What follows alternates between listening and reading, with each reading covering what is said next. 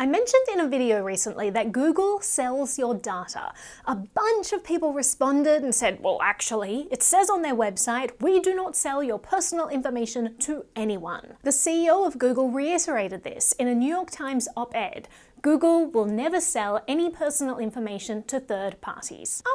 The truth is that Google is sharing your personal and sensitive information and being compensated handsomely in return. But what's actually going on in this exchange is far worse than you can possibly imagine.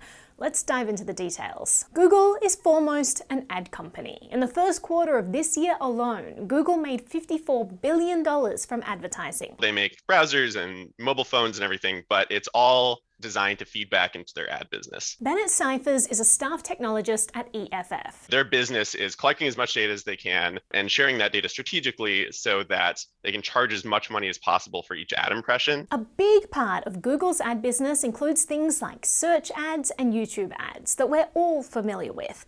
But another big part is third-party ads. There are a lot of different websites and apps that are trying to sell ad space, like millions. And there are a lot of different advertisers that are trying to buy ad space. Google acts as the facilitator, connecting them. Whenever you see an ad on a website like New York Times, or you see it on an app like just a random weather app, the odds are Google is involved in serving that ad to you. When you first load one of these pages, there'll be an empty rectangle on the page, which will be about to contain an ad. And there's a split second where you're waiting, you can see the editorial content has appeared, and you're just waiting for that to get pushed down by the ad. Johnny Ryan is a senior fellow at the Irish Council for Civil Liberties. He explained to me that in that split second it takes for an ad to appear, a high-speed automated auction is taking place. The publisher of that app or website has a company working for them, and they say to that company, put the most amount of money in that rectangle that you possibly can. In many cases, it's Google who's working to fill that rectangle for them.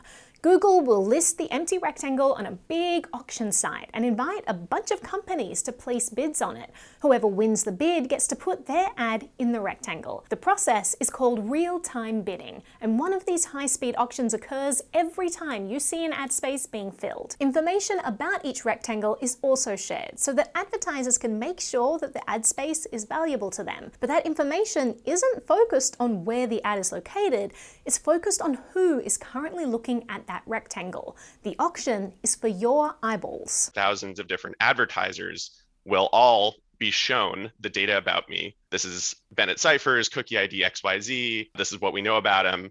This is the app he has open right now. Who wants to bid on that? Each of those thousands of different companies on the other side of the auction will receive that piece of information. They will have some kind of algorithm that automatically determines whether they want to bid on the right to show me an ad. They will all submit their bids. The ad exchange will decide on the winning bid and then allow that advertiser to load the ad onto my device. And this all happens within like 50 to 100 milliseconds. How is the data about you collected in the first place? A company like Google will install code in millions of different apps and websites. That code will collect data about the people who are visiting those apps and websites. Data like their geolocation, device ID, identifying cookies, and browsing history. For a long time, we were very much in the dark about just how much usable information Google was getting from all of this. But the Irish Council for Civil Liberties discovered a document that gives us more insight than ever before into the magnitude of this data sharing scheme. It's a document called the IAB Audience Taxonomy. IAB is one of two companies that set industry standards for this real-time bidding process. Google is the other. Their audience taxonomy document breaks down how people get categorized in this RTB system. It's got religion, do you work in defense procurement, online gambling, offline gambling, marijuana, STDs. The code 357 would categorize you as a person who has a child with special needs. How much is in your bank account? Cancer, different types of cancer. How long is left in your mortgage? What you're reading, watching, and listening to. Inferences of your sexual preferences, your health condition, your political views, and your physical location, sometimes right down to your GPS coordinates. Just do a search and you'll see things like latitude and longitude. You get the idea. This isn't an information leak. They call it the bid fire hose because it's a fully fledged deluge of personal and sensitive information being spewed out about all of us for anyone to collect every second we're on the internet. It's our secrets. It's our movements, and they are being broadcast. Let's reiterate an important point. It's not like Google selling data directly to one other party who's buying it. They're just sort of putting it out there and people are collecting it. They're giving away all your data for free. It's everything that makes you tick, and it's just being vented. Vented for all these companies to see, whether they end up paying Google for ad placements or not. So which companies are involved?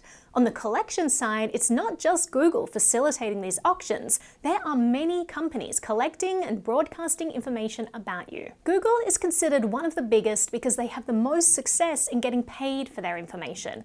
But many other companies are just as privacy invading, including companies that you've never even heard of, who don't even have Wikipedia pages. Companies like Facebook and Amazon also have their own RTB system that we're not even going to go into. And then the number of companies on the receiving end of this data is in another ballpark. Each facilitator involved has their own list of authorized buyers. These are the companies that they admit to showing their data to. Google's list contains 4,698 companies in the US and 1,058 companies in Europe. Microsoft recently bought a big ad exchange called Xandr. Xandr says it can share your data with about 1,600 companies. Each RTB facilitator is incentivized to show their data to a large number of companies. You want the most possible attention on this bid request to solicit the best possible ad response. Who exactly are all these companies getting all your data? Sometimes there are companies that have an ad business, but they're also a data broker on the side. Sometimes there are companies that are just pretending to have an ad business, and they're really just involved in these auctions so that they can gather this data, profile people, and then sell those profiles of people for other purposes. There are companies that this is their whole business model. They sit in the ad auctions,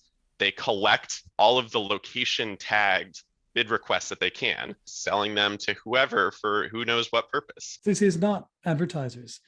This is a bunch of different tech firms that do all sorts of weird and wacky things. They also share a lot of information with each other. It is a data free-for-all in almost every sense. So, hundreds of times a day, your very personal data is being shared with thousands of companies and then passed along to thousands more. Things like your real-time location data is just out there for grabs. This is like millions of data points about where individual people are at the time that they have apps open. And then they'll put those together to track people over time and sell this raw location data to, real estate developers, to hedge funds, to other advertisers, and to the government. There's a company called Ventel. Their whole business model is collecting location data about people that comes from apps, and they sell it to the US military, to the FBI, the IRS has bought it. They probably sell it to intelligence agencies.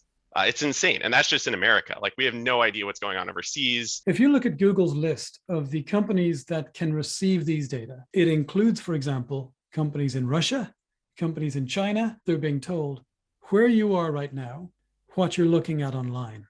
And that is accompanied with ID codes so that they can connect that to where you were in the real world a minute ago and what you were reading a minute ago and last week and last month. They can stitch it together. There are bounty hunters that have bought location data on the open market and put it up for sale for a couple $100 for anyone who's trying to track down someone who might have skipped bail or something. There's really no way to know the extent of what's being done with the data on the other side. It's being called the biggest data breach in history. The biggest data breach we've ever had, repeated daily. That's one way to think about this problem. This information is out there, and what it can be used for is only limited by our imagination. It's so available, it's so cheap. The reason it's able to be collected in the first place is often because we choose products that openly tell us we're collecting your information, and we click the accept button on their terms of service anyway. This was designed to, manufacture consent so that these giant companies can keep making a lot of money. Most of us don't even read the privacy policies that we agree to, but even if we did, it likely wouldn't help. Privacy policies are oftentimes a joke. The only purpose of a privacy policy is to shield the company who wrote it from legal risk down the road. And then there are the marketing campaigns that assure us that you shouldn't worry about all this stuff anyway. They have hundreds and hundreds of people on staff writing ad copy and drawing those cute little gummy person images to try and convince people that, like, oh no, actually, targeted ads are your friends. We're really careful with your data. We never share it with anyone. We don't sell your data. The propaganda from the companies that are making the most money off of this stuff seeps in, and it does make an impression on people. It just gives you this sort of like vague sense of trust. This brings us back to the word acrobatics that started off this video. Is Google selling your data? They're harvesting your data, they're sharing your data, they're getting paid handsomely thanks to all this data. But they claim that legally they do not technically sell your data, and therefore they don't think they should be subject to laws like the California Consumer Privacy Act that regulate how your data can be sold. So the big question is, what can we do to protect ourselves? So often, companies manage to find workarounds to bypass data laws. And I'm not convinced that simply having better laws will be a panacea. Shining a spotlight on what's going on is a great first step, and holding companies accountable is also important. But you are more empowered than you realize. You can make a big difference in how much data about you is broadcast simply by making more conscious choices about your digital life. Once you install an app, there's very little that you can do to control what the app does with the data that it has access to. But you can choose not to install that app. You can choose a browser with better privacy protections, use a better email service, use end-to-end encrypted communication. All of this greatly reduces the amount of data that companies get access to in the first place. And finally, just, be aware of this. Talk to your friends, because this whole thing exists because people don't pay enough attention to it. And, if everyone gets mad at the same time, I think things will change. It's been with us for over a decade, and it's time for it to clean up its act.